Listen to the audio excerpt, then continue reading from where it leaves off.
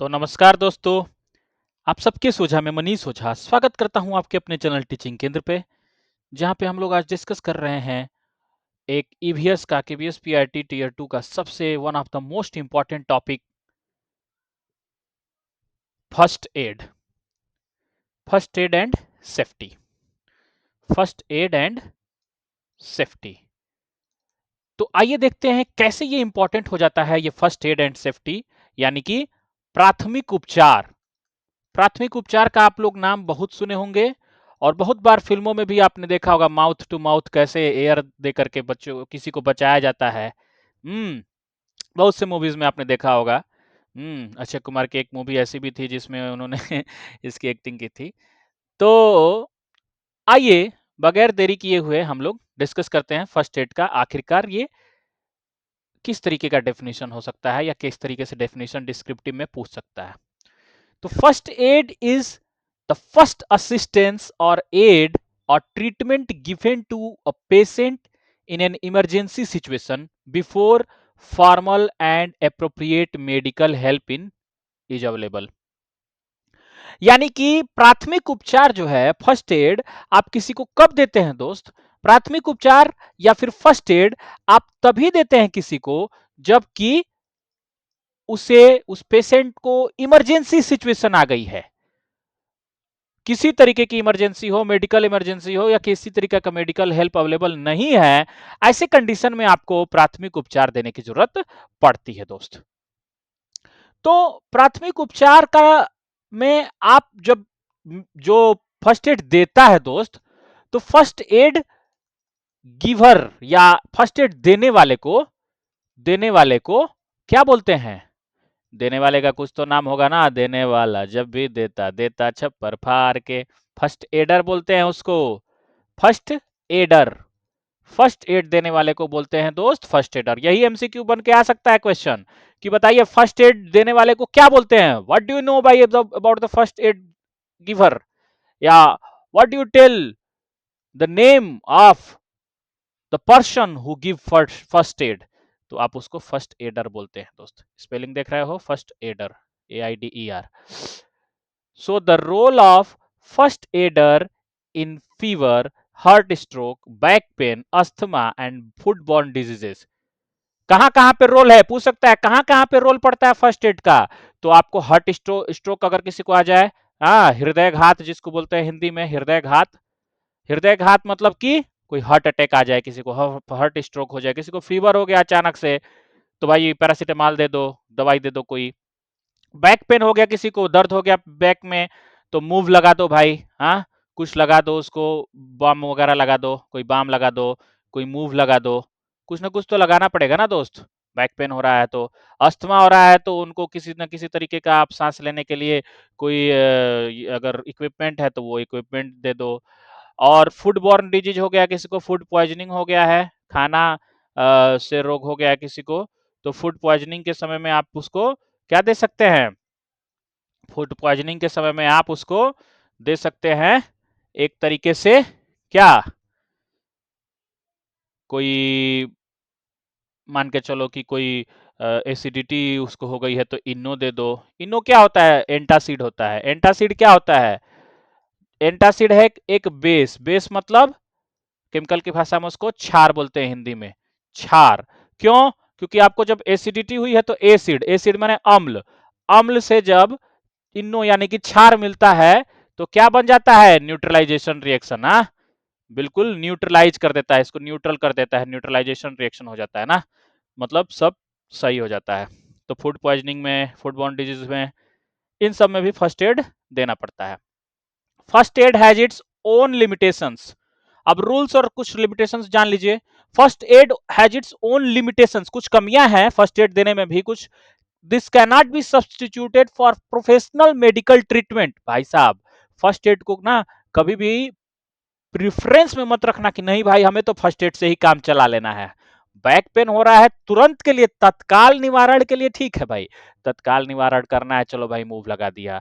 हाँ, तत्काल निवारण करना है, किसी को हार्ट स्ट्रोक आया है, थोड़ा सा प्रेस प्रेस कर दिया हाथों से, दबा दिया हाथों से उसको, दोनों हाथों को लेकर के सीने पे, छाती पे, तो ये काम तब आप प्रेफरेंस में नहीं करेंगे कि नहीं भाई हमें तो इसी पे रहना है, नहीं भाई उसके बाद ट्रीटमेंट भी लेना है, तो इसको प्रोफेशनल ट्रीटमेंट नहीं बोल सकते हैं, क्योंकि फर्स्ट एडर जो है वो कोई भी हो सकता है, आप खुद भी हो सकते हो किसी के लिए। और इसके लिए एक संस्थान बनी है भाई अंतरराष्ट्रीय स्तर पे, उसका नाम जान लीजिए, संस्थान का नाम भी पूछ सकता है आपके एमसीक्यू में, केबीएस पीआरटी टीयर 2 के एमसीक्यू में। The international organisation for standardisation ISO specified symbol for first aid is a symmetrical white cross on a green background. यही है वो जो लिखा है किस तरीके का वो दिखना चाहिए, देखो सिंबल है, प्लस का साइन है, और किस तरीके से है, व्हाइट है, व्हाइट मतलब सफेद रंग का, सफेद रंग का। और कैसे घिरा हुआ है, घिरा हुआ है, घिरा है किस रंग से, हरे रंग से, हरे रंग से, हाँ हरे रंग से चारों ओर से घिरा हुआ है बैकग्राउंड इसका, और सफेद रंग जो है बीच में है। तो इसको इंटरनेशनल स्तर पे इसको सिंबल दिया गया है फर्स्ट एड बॉक्स के लिए ना। फर्स्ट एड बॉक्स अगर कोई हो तो इस पे इस तरीके का आप साइन बना करके फर्स्ट एड अपना तैयार कर सकते हैं खुद का, ठीक है। अब क्या होता है पर्पज, पर्पज माने उद्देश्य क्या है फर्स्ट एड देने का, क्या उद्देश्य होता है दोस्त, आइए जान लेते हैं। The primary purpose of giving first aid is to sustain the life of a person before the arrival of a qualified medical expert and reduce his or her discomfort due to pain, help in early recovery and prevent his or her condition from worsening। मतलब भाई साहब प्राथमिक उद्देश्य तो सिर्फ और सिर्फ यही है कि उसका जान बचाना है, जान बची तो लाखों पाए, जान बचाना ना, यही उसका प्राइमरी उद्देश्य है। कि अगर कोई मेडिकल एक्सपर्ट नहीं आ जाता, जब तक कोई मेडिकल कोई एक्सपर्ट कोई डॉक्टर कोई एम्बुलेंस नहीं आ जाती है, उसके आने से पहले, एम्बुलेंस ना आ जाए उससे पहले आपको ये सब फर्स्ट एड देना जरूरी है, ताकि किसी की जान बच जाए भाई। कोई डिस्कम्फर्ट में है, कोई पेन हो रहा है, किसी को दर्द हो रहा है, किसी तरीके का कोई अर्ली रिकवरी कराना है किसी को, हिज और हर का मतलब कि कोई लड़का हो सकता है, लड़की हो सकती है, महिला पुरुष कुछ भी हो सकता, कोई भी हो सकता है भाई, कंडीशन कुछ भी किसी की भी हो, खराब से खराब ना हो जाए, इसके लिए फर्स्ट एड देना जरूरी होता है। माउथ टू माउथ आप जानते होंगे, सांस देना भी एक फर्स्ट एड में ही आता है। अब कुछ प्रिंसिपल्स हैं, प्रिंसिपल माना ये प्रधानाचार्य वाला नहीं है, इसका जो कुछ सिद्धांत हैं, हर चीज किसी न किसी एक सिद्धांत पे चलती है। तो कुछ प्रिंसिपल्स हैं किसके, प्राथमिक उपचार के भी, प्राथमिक उपचार के भी कुछ सिद्धांत है भाई। आइए देखते हैं वो सिद्धांत कौन कौन से हैं। तो पहला ही है प्रिजर्व लाइफ, लाइफ को सुरक्षित करना है, सुरक्षित करना है, सुरक्षा है पहला काम, लाइफ को जान बचाना है। This includes preserving the life of the casualty and the rescuer. दोनों का ध्यान रखना, ये नहीं कि बचाने वाला, रेस्क्यूअर को मतलब बचाने वाला है, ये बचाने वाला है, कहते हैं मारने वाले से अच्छा बचाने वाला बड़ा होता है, तो बचाने वाले को भी ध्यान रखना है। ये नहीं कि कैजुअलिटी किसी बस जिसको हुई है उसी को, रेस्क्यूअर को भी ध्यान रखना है भाई, जो बचाने जा रहा है कहीं उसी को दिक्कत ना हो जाए, ये भी ध्यान रखना है। और पुलिस का भी प्रोटेक्शन मिलना चाहिए। दूसरा है ensure protection of casualty from further harm. The treatment area needs to be safe and must not have access people. बहुत लोग भारी भारी भरकम भीड़ का इकट्ठा नहीं करना है, नहीं तो भाई जिसको चोट लगी है उसके मुंह पे एकदम खड़े हो जाओ सबके सब घेर के, तो उसको सांस लेना भी दुर्भर हो जाएगा, एक तो खुदे वो सांस नहीं ले पाएगा उस टाइम पे ऐसे कंडीशन में। फिर प्रोवाइड पेन रिलीफ, अगर किसी को दर्द हो रहा है तो उसको क्या देंगे, रिलीफ देंगे ना, पेन को रिलीफ देना है। तो this includes the use of ice packs और अप्लाइंग अ स्लाइंग।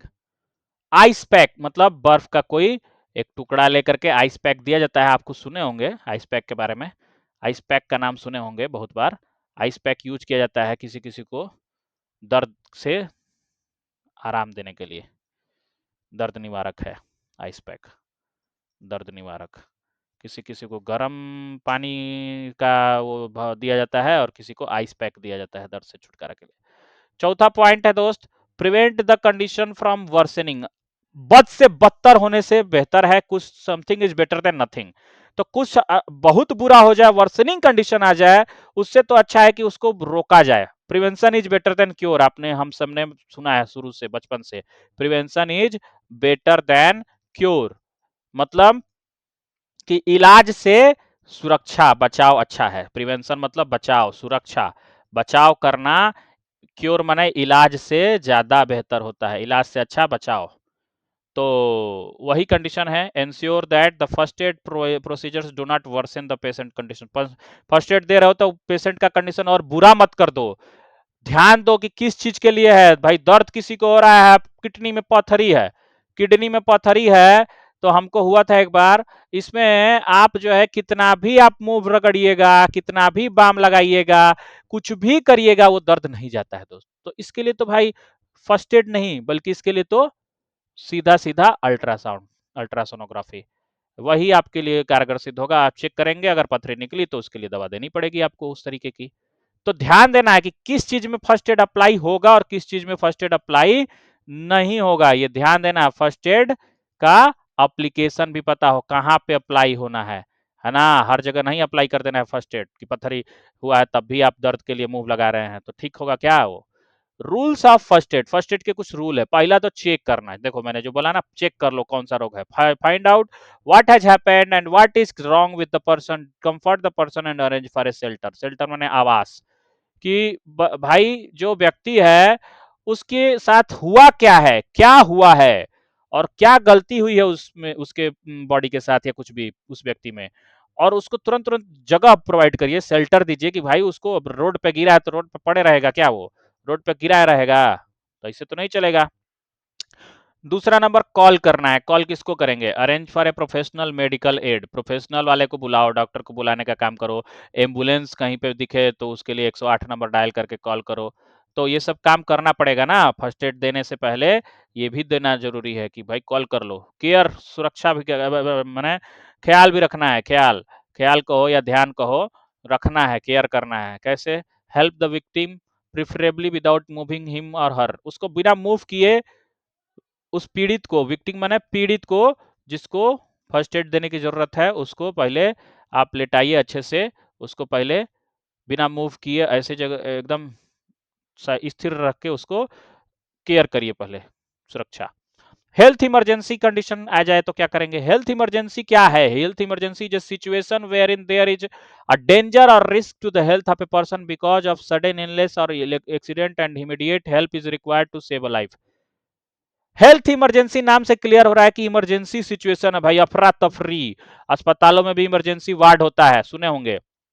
इमरजेंसी क्या करती है, इमरजेंसी सिचुएशन जब आती है तो आपको जान बचाना है, वही जान बचाओ तो लाखों पाए, जान बचाना है, जान बचाना है भाई, सेव लाइफ। हाँ, एक्सीडेंट हो गया है या कोई बहुत तेज से सडन इलनेस हो जाए, अचानक से बीमारी कोई हो जाए, या किसी तरीके का कोई डेंजर आपको दिखे सिचुएशन पर हेल्थ पर्सन के हेल्थ में, तो आप तुरंत जो है उसको जान बचाने के लिए हेल्थ इमरजेंसी कंडीशन को फॉलो करिए। The various situation that require immediate medical care, कौन कौन से हेल्थ इमरजेंसी के सिचुएशन हो सकते हैं। पहला तो इलेक्ट्रिक शॉक, किसी को बिजली का झटका लग गया है भाई, और उसको आप कहोगे कि दर्द तो हो रहा है, इनको हम चलिए पेन किलर दे देते हैं, तो यहाँ पेन किलर काम करेगा नहीं। इतना कॉमन सेंस रखना है, ठीक है, यही कॉमन सेंस वाली बात है। फर्स्ट एड वाला कुछ एक्स्ट्रा नहीं, कॉमन सेंस पे ही बहुत कुछ है।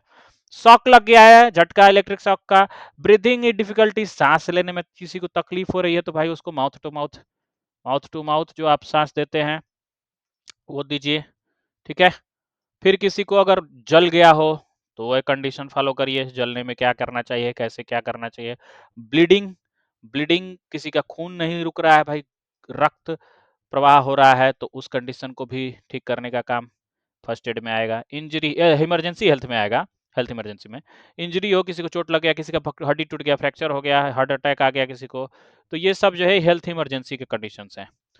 अब ह्यूमन बॉडी में क्या होता है क्या नहीं होता है ये जान लीजिए। अब डॉक्टर के बराबर नहीं जानना है, बस थोड़ा बहुत जानना है। तो क्या जानना है कि बॉडी में जो भी एडल्ट होता है, जो अगर वयस्क है, कोई भी वयस्क कोई भी हो सकता है, महिला पुरुष, तो उसका बॉडी में 100 ट्रिलियन सेल्स होते हैं, 100 ट्रिलियन, ठीक है, 100 ट्रिलियन सेल, कोशिकाएं, सेल माने कोशिका, तो 100 ट्रिलियन होती है। अब देखो मिलियन बिलियन ट्रिलियन, ये आप थोड़ा सा मैथ में ध्यान देंगे, ये भी क्वेश्चन में बन के मैथ में आ सकता है कि ट्रिलियन में कितने अंक होते हैं, तो ये कमेंट में बताओ 100 ट्रिलियन कितने होंगे। अपनी भारतीय परंपरा के अनुसार गिनती में 100 ट्रिलियन कितने होंगे सेल्स, कोशिका, कमेंट में जरूर बताइएगा। और नहीं पता है तो हम हमसे पूछ लीजिएगा, हम वो बता देंगे। A new born has over 300 bones at the time of birth, whereas an adult has 206 bones. इतना तो बेसिक ज्ञान सबको लगभग लगभग होगा जनरल साइंस के तहत कि भाई साहब अगर एक नया बच्चा पैदा हुआ है, नवजन्म अभी हुआ है, नया बच्चा पैदा अभी जस्ट हुआ है, तो उसके अंदर 300 हड्डियां होंगी। बोन्स माने हड्डी। तो 300 हड्डी होती है बच्चे के पास, और अगर वयस्क है तो 206 हड्डी होती है। बस इतना जानते रहिए। ब्रीदिंग के लिए क्या है कंडीशन? एक व्यक्ति जो है उस कितना सांस लेता है? 20,000 बार लेता है एक दिन में। एक 24 घंटे के दिन में एक व्यक्ति 20,000 बार सांस ले रहा है। 20,000 20,000 20,000 20,000 बार सांस सांस लिया जा रहा है। ठीक है, सांस में तेरी 20,000 बार 24 घंटे में लिए तो भी क्या किए नहीं। याद कर लीजिएगा ऐसे ही 20,000 बार। When we breathe, क्या होता है जब हम सांस लेते हैं? When we breathe in, the diaphragm moves down to enlarge the chest cavity. आपको पता है पेट के नीचे जो आपका जो ये है डायफ्राम कहलाता है। जो आपका पूरा बॉडी है, मान लो उतना हम आर्टिस्ट नहीं है भाई, ये मान लो फेस है, ये नाक है और इसे हाथ होता है। चलो अब ये जो पेट है, पेट का हिस्सा यहाँ पे डायफ्राम जैसा एकदम, ये जो है जहाँ पे रिब्स होते हैं ना, पसलियाँ, तो ये पसलियाँ हैं और यहाँ पे जस्ट जो है डायफ्राम बोलते हैं इसको, DIAPHRAGM, हिंदी में भी डायफ्राम बोल दीजिए। ठीक है, कोई शुद्ध हिंदी मुझे नहीं पता इसका डायफ्राम का, तो डायफ्राम ही समझो ना। सांस लेते हैं अंदर, ये फूल जाएगा, मतलब इसके अंदर हवा भर जाएगी, तो चेस्ट कैविटी क्या होगा? फिल हो जाएगा मैक्सिमम एयर, तो ये एनलार्ज कर जाएगा, बढ़ा जाएगा, बड़ा बड़ा हो जाएगा। कब बड़ा होगा आप जान गए? जब सांस लेंगे अंदर।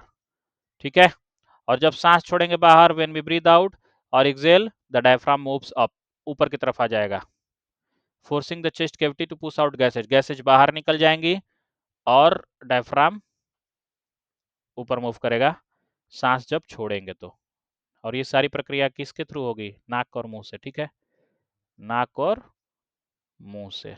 ठीक है, अब ब्लड सर्कुलेशन थोड़ा बहुत जान लीजिए। बहुत नहीं जानना है, बस बेसिक आइडिया चाहिए किसी भी चीज का। ठीक है, क्यों? क्योंकि आप फर्स्ट एड देने वाले व्यक्ति हैं भाई, आप फर्स्ट एडर हैं, फर्स्ट एड देने वाले हैं, तो फर्स्ट एडर को बहुत जानकारी नहीं चाहिए, बस बेसिक बेसिक। अब हम देख रहे हैं, आप पूरे पैराग्राफ में से जो जो इंपॉर्टेंट है बस वही छाट छाट के आपको बता रहे हैं जो इंपॉर्टेंट है। ये नहीं कि सिर्फ हमारे लिए, वो सबके लिए इंपॉर्टेंट है। एनसीईआरटी से जो बेस्ट है निचोड़ के आपको दे रहे हैं, और इसी में से क्वेश्चन आना तय है, कहीं और से नहीं आएगा। when the heart contracts, if it pushes blood out into two major loops or cycles, systemic loop and pulmonary loop. अब आपको क्वेश्चन बन के आ जाएगा अगर कि कब किस कंडीशन में दो तरीके के कौन कौन से टाइप के लूप होते हैं। लूप ही मान लो टाइप पे पहले पूछ दे, तो एक होता है पल्मोनरी लूप। ठीक है, पल्मोनरी लूप, और दूसरा होता है systemic loop, SYSTEMIC, systemic loop. तो दो टाइप का लूप ही हो गया पहले तो, नंबर 1 पल्मोनरी, दूसरा सिस्टेमिक। तो पूछ सकता है दोनों टाइप। अदरवाइज पूछ दे कि किस कंडीशन में पल्मोनरी और सिस्टेमिक लूप फॉर्म करेगा, तो भाई कॉन्ट्रैक्ट होगा जब सिकुड़न होगा, सिकुड़न, तो सिकुड़ने के केस में, ये कॉन्ट्रैक्शन के केस में ये दोनों लूप पल्मोनरी और सिस्टेमिक लूप बनते हैं। अब पल्मोनरी लूप में होता क्या है? The pulmonary loop helps in oxygenation of blood, blood को ऑक्सीजन देने का काम करता है पल्मोनरी लूप। पल्मोनरी लूप क्या करता है? ब्लड में क्या जोड़ देता है? O2 जोड़ देता है, ऑक्सीजन जोड़ देता है। ठीक है, यही काम है, बस जानते रहो। The systemic cycle and pulmonary cycle control left and right side of the heart respectively. देखिए कहते हैं कि लेफ्ट साइड कौन कंट्रोल करता है? तो सिस्टेमिक। और राइट साइड कौन कंट्रोल करता है हार्ट का? तो पल्मोनरी। पल्मोनरी करता है दाहिना दाया, और सिस्टेमिक करता है बाया। बस यही जानिए, सिस्टम से लेफ्ट, अब पल्मोनरी से राइट दाया। अब कुछ हजार्ड्स, जो हजार्ड्स मतलब जो रिस्क वगैरह फैक्टर हैं, किस वजह से क्या क्या आ सकते हैं, टाइप्स ऑफ हजार्ड्स जान लीजिए। बायोलॉजिकल होगा तो क्या होगा, biological hazards are caused by living organisms like bacteria, virus, insect, plant, birds, animals, humans etcetera. मतलब किसी को अगर बैक्टीरियल कोई प्रॉब्लम है, कोई बायोलॉजिकल जैविक समस्या आएगी, अगर जैविक, तो जैविक समस्या जो है कैसे कैसे आ सकती है, या तो वो किसी कीड़े मकोड़े की वजह से, किसी वायरस की वजह से, किसी पौधे की वजह से, किसी जंतु, किसी पक्षी, कुछ जानवर, या ह्यूमन खुद भी एक जानवर है, मालूम है ना, सोशल एनिमल है, हम सब सोशल एनिमल हैं। तो हम लोग भी जो है जैविक समस्या बन सकते हैं किसी के लिए। कोई दांते काट देगा बच्चा तो क्या करोगे, वो रोगे ना, हो जाएगा उसको। कोई कीड़ा काट लिया, कोई कुत्ता काट लिया, रेबीज हो जाता है ना, वो तो ऐसे वायरस है, तो वायरस भी तो इसी में आएगा। बोला है ना, वायरस हो, बैक्टीरिया हो, सब बायोलॉजिकल है, जैविक ही तो है, जीव से हो रहा है ना। अब केमिकल क्या आता है, केमिकल हजार्ड्स में आता है those caused by acid, poison, cleaning agents etc. This depend on the physical toxic properties of chemical. The severity of hazard depend on the toxic property of the chemical. इसमें क्या आता है भाई, acid कोई छिड़क दिया, कोई फेंक दिया, या किसी वजह से लग गया आपके, किसी ने जहर खिला दिया या खा लिए, नहीं खाना चाहिए। जहर है, कोई क्लीनिंग एजेंट आपने फेंक यूज किया, हार्पिक वगैरह या कुछ भी, उस केमिकल से आपको अगर कोई टॉक्सिक प्रॉब्लम हो रही है, चाहे वो शारीरिक स्तर पे हो, फिजिकल हो, या फिर चाहे वो कोई केमिकल हो, तो वो दोनों ही केमिकल कंडीशंस को बताते हैं। अब रेडिएशन के वजह से, रेडिएशन जानते हो ना, किरण, विकिरण, कहाँ से रेडिएशन निकलता है, देखो मेनली तो सनरेज से निकलता है और नेचुरली, और इसके अलावा भी रेडिएशंस आपको पता है ना, इंफ्रारेड वो तो है, रेडिएशंस हैं, लेकिन उसके अलावा आपका जो है टावर, मोबाइल टावर जिसको बोलते हैं, इसमें से भी निकलता है रेडिएशन, और भी कई जगहों से रेडिएशन निकलता है। तो इसमें से रेडिएशन में मेनली क्या, कौन कौन सी किरण ज्यादा हानिकारक है, अल्फा, बीटा, गामा। ये हमने सिंबल बना दिया, ऐसा कुछ फिर पूछेगा नहीं स्पेशली, ये रेज है रेडिएशंस की, जो कि विकिरण में मेनली बहुत प्रभावित करती हैं। तो radiations hazards are related to exposure to radiations from radio active substances. कोई भी रेडियो एक्टिव सब्सटेंस हो सकता है, यूरेनियम हो, थोरियम हो, कुछ भी हो सकता है, ये आपको जो है प्रभावित करेगा। अर्गोनॉमिक क्या होता है, ergonomic hazards are caused due to some posture and movements for a long time, improper layout of workstation, example computer workstation for repair of electrical gadgets, faulty chairs, tool and equipments etc. Wrong postures also cause fatigue, back pain and discomfort in shoulders and lower limbs.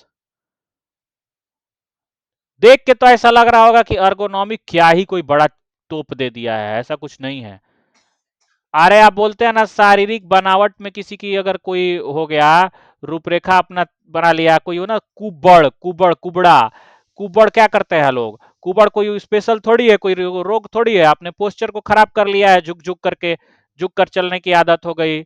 या फिर किसी को आप देखते होगे 8-8 10-10 घंटा computer पे काम करने के लिए बैठना पड़ता है, तो उसके बैक पोस्चर में प्रॉब्लम आ गई, या किसी को बैक पेन होने लगा, किसी को डिस्कम्फर्ट हो गया शोल्डर्स में, कंधों में, कंधा अगर किसी को दिक्कत आ गया, हाँ हिमानी फास्ट रिलीफ लगाइए दर्द मिटाए छुट्टी में। अरे झूठ नहीं बोल रहा हूँ भाई, ये सब फर्स्ट एड का नाम है, हिमानी फास्ट रिलीफ, या कुछ भी लोअर लिम्स में अगर प्रॉब्लम हो जाए, अचानक से झिझनी बढ़ता है ना किसी किसी को, तो यही प्रॉब्लम आती है उसको, ठीक है। ये एर्गोनॉमिक वाली प्रॉब्लम, मतलब कि उसको पोस्चर में डिफरेंस पैदा हुआ है ना, इस वजह से पोस्चर को थोड़ा सही कर लेगा। पोस्चर माने पोजीशन, शरीर का कैसे रहना है, क्या हाथ पैर कैसे बैठना है, कैसे, ये सब चीज। Physical,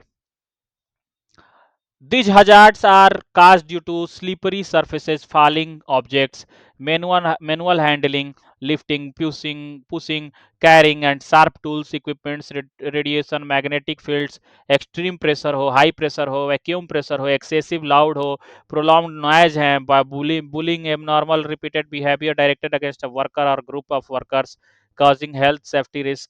This may cause stress, depression, loss of self-esteem, feeling of guilt, phobias, sleeping and eating disorders. सोने लगता है व्यक्ति, या किसी को कोई खाने वाला काम करने लगता है, कोई बहुत बड़ा डिप्रेशन में जाता है तो आदमी खाने लगता है बहुत ज़्यादा खाने लगता है खाना, जैसे इस समय जो है एग्जामोफोबिया, फोबिया बोला है ना, तो एग्जामोफोबिया से तो हम लोग को सब लोग रिलेट कर पा रहे हैं, इस समय एग्जामोफोबिया है हम सबके अंदर, जो है एग्जाम देना है। आपको लगता है कि मुझे नहीं देना है, मुझे भी देना है, पीआरटी का ही देना है, ठीक है। मेरा भी 28 को है गोरखपुर में। आप लोग का कहाँ है बता सकते हैं। तो स्ट्रेस, डिप्रेशन ये सब कब होता है? जब फिजिकली आप बीमार हो, किसी तरीके से कोई दिक्कत हो रही है आपको, लिफ्ट करने में, पुश करने में, कोई सामान ले जाने में, कोई चीज़ हाई प्रेशर आपने कर लिया वैक्यूम का, मतलब प्रेशर आपके अंदर आ गया, तो शारीरिक रूप से तो वो मानसिक रूप भी आप प्रभावित होंगे ही होंगे। साइको सोशल इसी से जुड़ा हुआ है कि psycho social hazards are cause due to violence, excessive pressure और stress at a workplace for meeting deadlines, conflicts at a workplace, etc. It also includes hazards due to discrimination on the grounds of caste, race, skin color, ethnic origin, sex, religion, etc.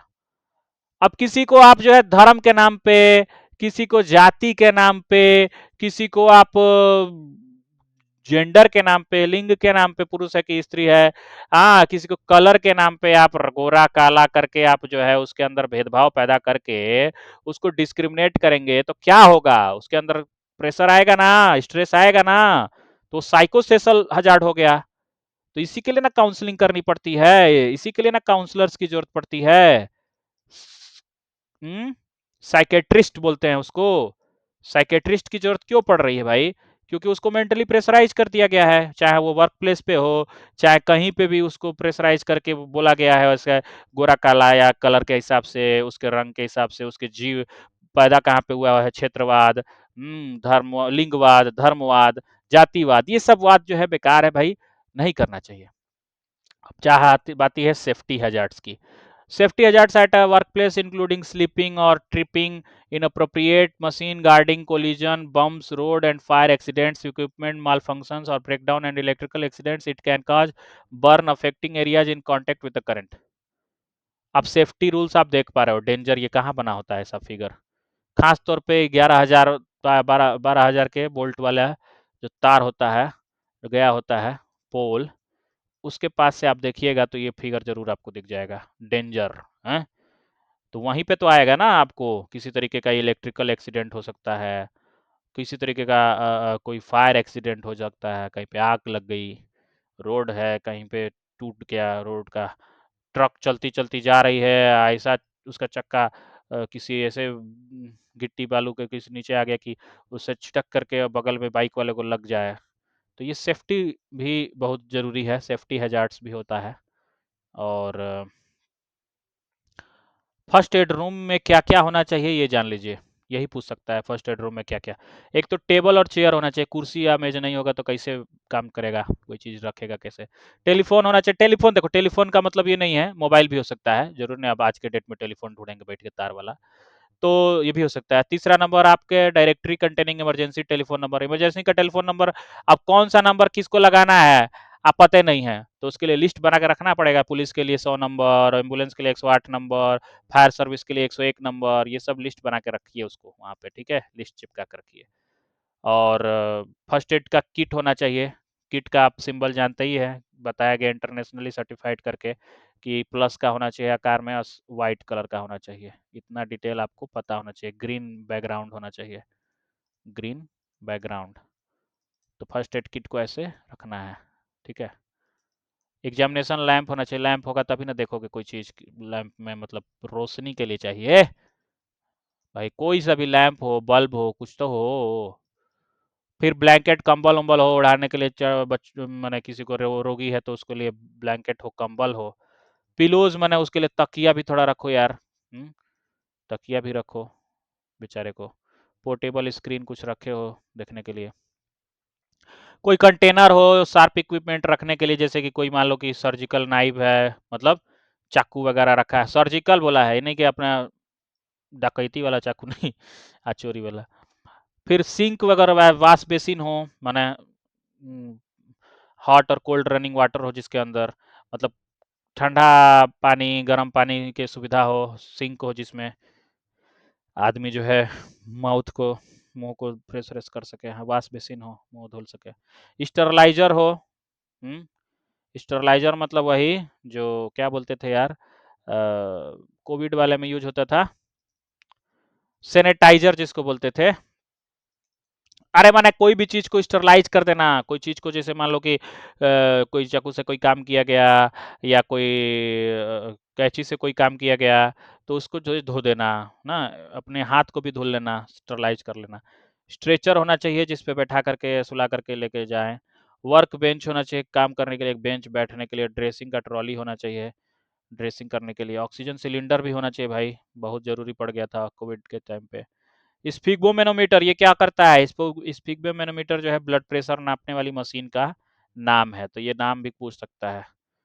BP नापने की machine, BP नापना नहीं, नापना नहीं, मापना बोलते हैं शुद्ध हिंदी में, बीपी मापना का यंत्र, मशीन। और cupboard, cupboard for storing medicine, medicine रखने के लिए कबर्ड वाल में अलमारी हो ड्रेसिंग रखने के लिए। इलेक्ट्रिक पावर पॉइंट्स लगे हों कि भाई कोई कोई कोई इलेक्ट्रिकल पॉइंट्स ऐसे बने हों ताकि इसमें कुछ प्लग और स्विच सब खसने होने, प्लग स्विच होना चाहिए ना, कोई चीज़ लगा करके यूज करना है। सीटिंग अरेंजमेंट्स हो, बैठने का लिए अरेंजमेंट हो।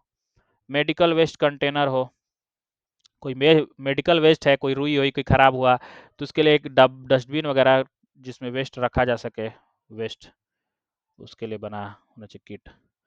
अब फर्स्ट एड किट में क्या क्या रखते हैं? बॉक्स तो आपने देख लिया कि कैसा, एक प्लस आकार का बॉक्स ऐसे बनाना है, व्हाइट रंग का, ऊपर प्लस कर देना है, ग्रीन रंग का बैकग्राउंड, लेकिन उसके अंदर रखेंगे क्या क्या ये भी जान लीजिए। फर्स्ट एड किट में बेसिकली क्या क्या रखते हैं? Basic first aid kit must include following: बैंडेड्स of all size, बैंडेड्स होना चाहिए, 4 इंच बाई 4 इंच का गेज पैड्स हो क्लीनिंग के लिए, सब सफाई के लिए, घाव को साफ करना है, वाउंड्स माने घाव, घाव को साफ करने के लिए, घाव सफाई के लिए 4 बाई 4 का gauge pads, 4 inch by 4 inch, 4 inch का ड्रेसिंग बैंडेज भी होना चाहिए, वाउंड्स, कट्स और एब्रेशंस के लिए बैंडेज 4 बाई 4 इंच का ही हो।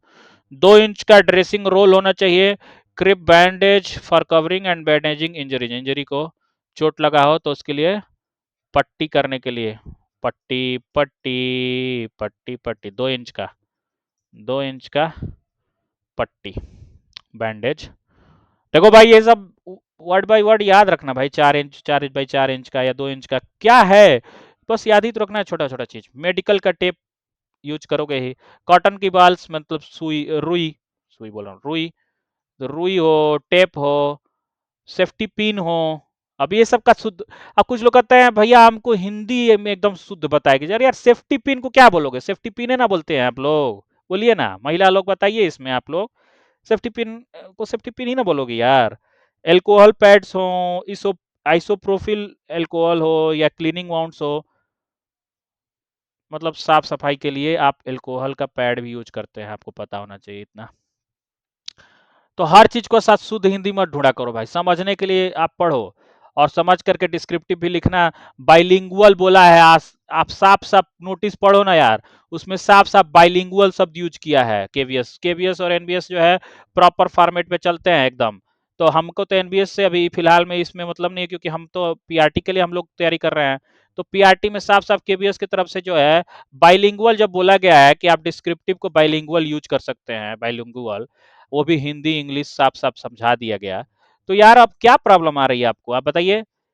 आप दोनों मिला करके मिलौनी लिखिए ना, बाइलिंगुअल, दोनों भाषा में प्रयोग करिए। हम भी करेंगे भाई, हम भी लिखेंगे आप ही की तरह। हम भी कोई बहुत एक्सपर्ट नहीं है इंग्लिश के, लेकिन थोड़ा इंग्लिश में चीजें मेरे को समझ में अच्छा से समझ में आता है, टर्म्स वगैरह इंग्लिश जो है अच्छा से समझ में आता है।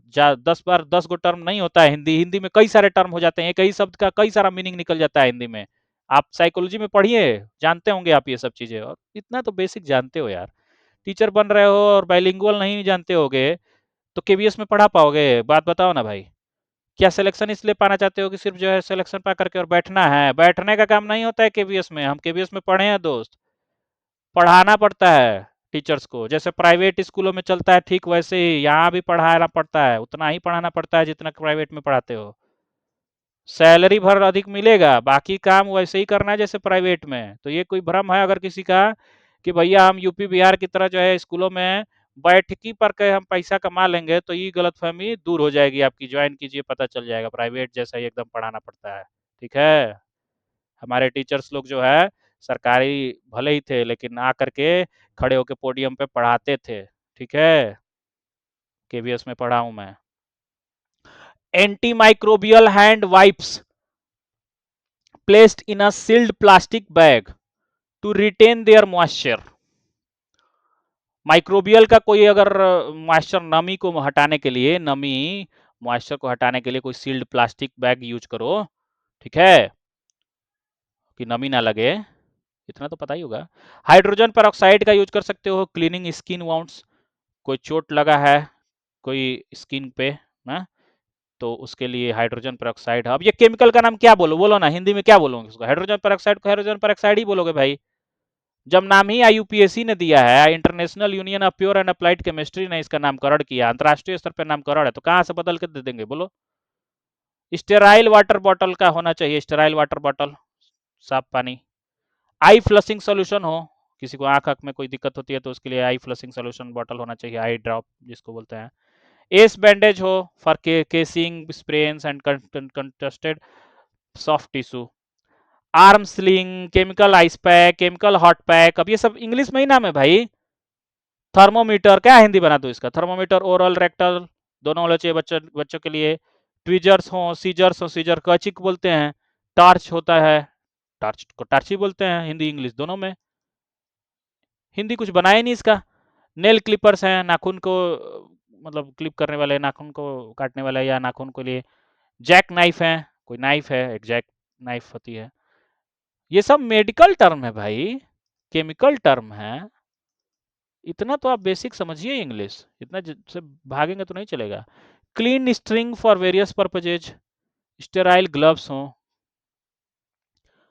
अब दस्ताना हस्ताना जो भी बोलते हैं ग्लव्स को, उसको भी स्टेराइल करके रखिए, मतलब साफ, उस पर भी वही सैनिटाइज करके। सैनिटाइजर का नाम सुने हो ना?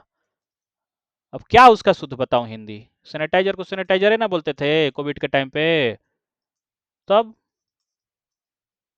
इतना भी मत बनिए एकदम शुद्ध, शुद्ध बनना है तो पूरी तरह से बनिए, तब नहीं बन पाएंगे। कंप्यूटर चला रहे हैं, मोबाइल चला रहे हैं, सब आपका इंग्लिश में है, भाग नहीं सकते हैं भाई दोस्त। हम भी हिंदी के प्रमोशन में हैं, हम ही हिंदी चाहते हैं लेकिन नहीं हो पाएगा। एक्सेप्ट करो कुछ चीजें, इंटरनेशनल लेवल पे है, इंग्लिश तो है, इसको एक्सेप्ट करिए। एंटीबायोटिक ऑइंटमेंट फॉर कट्स, कोई कट लगे है तो उसके लिए एंटीबायोटिक होना चाहिए, कोई ऑयल। टाइलेनिल हो, एसिड, इसका केमिकल नाम भी है एसिटामिनोफिन, टेबलेट है एक, वो किसके लिए होता है? बुखार के लिए और दर्द के लिए, बुखार और दर्द की दवा है टाइलेनिल, टाइलेनॉल, टाइलेनॉल। लो, हिंदी में लिख दिया, वही इंग्लिश ही है। बच्चों के नहीं भाई। Oral rehydration salt, ORS, ORS तो सुनते ही आए हो बचपन से, ओआरएस का घोल पिलाइए। हाँ, तो ओआरएस का घोल रखना पड़ेगा ना, पिलाना है तो। क्या होता है इसके अंदर? नमक और चीनी और पानी, यही ना होता है ओआरएस का घोल, नमक, चीनी, अब पानी, तीनों को मिलाइए, ओआरएस बन गया, तैयार हो गया। अब जो है कॉम्प्रेशन बैंडेज होना चाहिए, एक बैंडेज ऐसा कॉम्प्रेशन नाम से क्लियर है कि दबाव, दबाव डालने के लिए, प्रेशराइज करने के लिए थोड़ा बैंडेज का यूज कर रहे हैं, पट्टी का यूज कर रहे हैं, बैंडेज बोले तो पट्टी, पट्टी पट्टी चट्टी पट्टी। तो देखिए ब्लीडिंग को रोकने के लिए होता है, अगर प्रेशर इतना रखिए तब 15-20 मिनट के लिए, जो अगर ज़्यादा ब्लीडिंग हो रही है तो 15 से 20 मिनट तक के लिए इस बैंडेज को लगा दीजिए। Orthopaedic mechanical device used to restrain protect and part of body in case of fracture, अगर हड्डी टूट गई है, सच एज ब्रोकन लेग हो या ब्रोकन हैंड हो, तो दोनों ही केसेज में, हाथ की हड्डी हो या पैर की हड्डी हो टूट गई है, तो आर्थोपेडिक मेडिकल डिवाइस रखना होगा। चलिए दोस्त, हो गया आपका कंप्लीट फर्स्ट एड।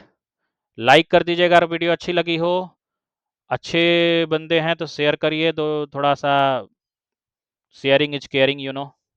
और सब्सक्राइब कर लो, अभी तक नहीं सब्सक्राइब किया है भाई, न्यू यूजर हैं तो सब्सक्राइब कर लीजिए, आपके काम की चीज़ें बताई जाएंगी, और बेल आइकन घंटी जो है बजा लीजिएगा, टन बज जाएगी, तो उसके बाद आपका काम अच्छे से हो जाएगा। और आपको यहाँ पे हमेशा पढ़ने से तो संबंधित चीज़ें मिलती ही रहेंगी, क्योंकि ये इसका नाम ही है टीचिंग केंद्र, चैनल का नाम है टीचिंग केंद्र। तो टीचिंग से रिलेटेड तो हर चीज़ें मिलती ही रहेंगी आपको। ठीक है। और बाकी इस समय अभी हम लोग जो KVS PRT टीयर 2 पे फोकस्ड हैं, तो जितने भी KVS PRT टीयर 2 के अपने अपने कैंडिडेट्स हैं, एस्पिरेंट्स हैं, उनको बस यही कहूँगा, भाई एक बार चैनल सब्सक्राइब करके देखो, वीडियोस को चेक करके देखो। अगर NCERT बेस्ड पैटर्न सही से ना मिले तो बोलना, और टेलीग्राम चैनल ज्वाइन कर लेना, वहाँ पे आपको PDF हर एक क्लास की मिलती रहती हैं। तो चलिए, आज के लिए इतना ही। तब तक के लिए क्या बोलते हैं लास्ट में? Bye bye, take care, love you, see you soon.